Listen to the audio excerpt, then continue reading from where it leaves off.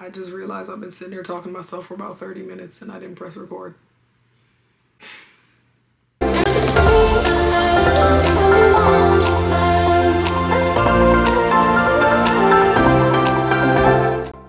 Hello beings, welcome back to another video. This video is devastating, not just because I was recording and not recording the whole time, but because I lost thousands of dollars. I'm going to explain to you how I lost thousands of dollars, so hopefully you don't end up in the same situation that I did.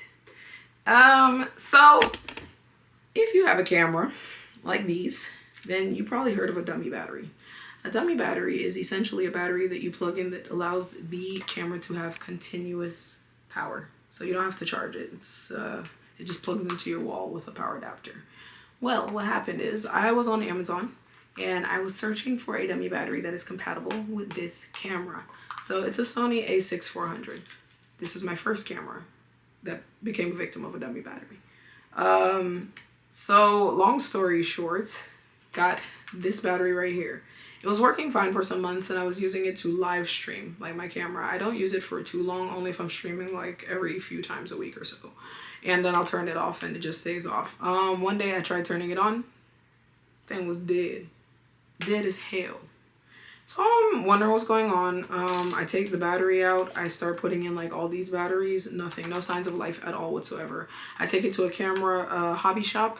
They look at it, they say, I don't know what the problem is. We have no idea, but we can charge you like $500 to $700 to fix it. I said I'm gonna go ahead because I had this camera for a while. I'm gonna buy another. So I set this aside, glorified paperweight. It's beautiful, it's cool, makes great decoration, right? I get the new camera, which is a Sony. I'm gonna put the name on the screen.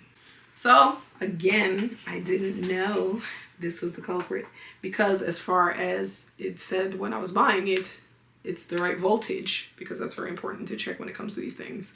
And it's also made for that exact model. It had okay reviews. I didn't do the low to high on reviews. And I do suggest you do that whenever you're buying things because sometimes the lowest reviews give the most insight. I buy the new dummy battery.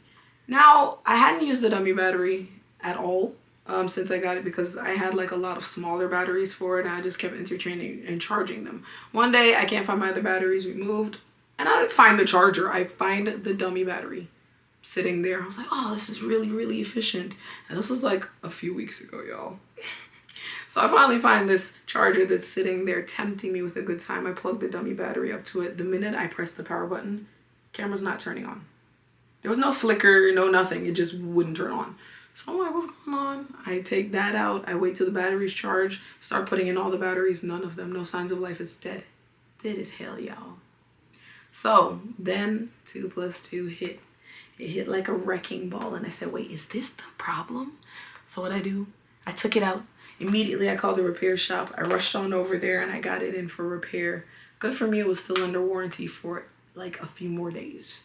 So right now it's in the repair shop and that one is a camera that costed me approximately $3K.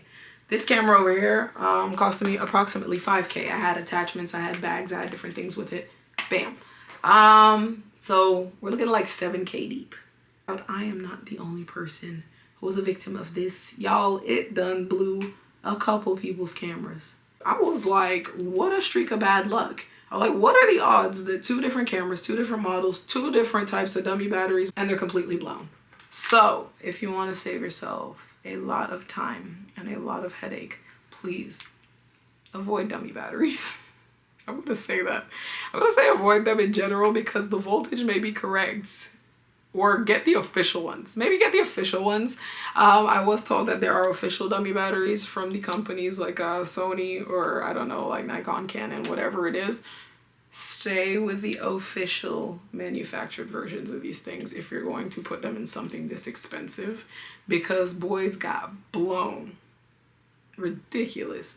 So right now I am using another camera that we have and I will hopefully get mine back in a few weeks. But that was a hard lesson learned. As for this camera, I think he's just dead.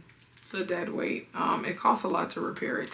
So I just haven't really been looking into it. It really sucks.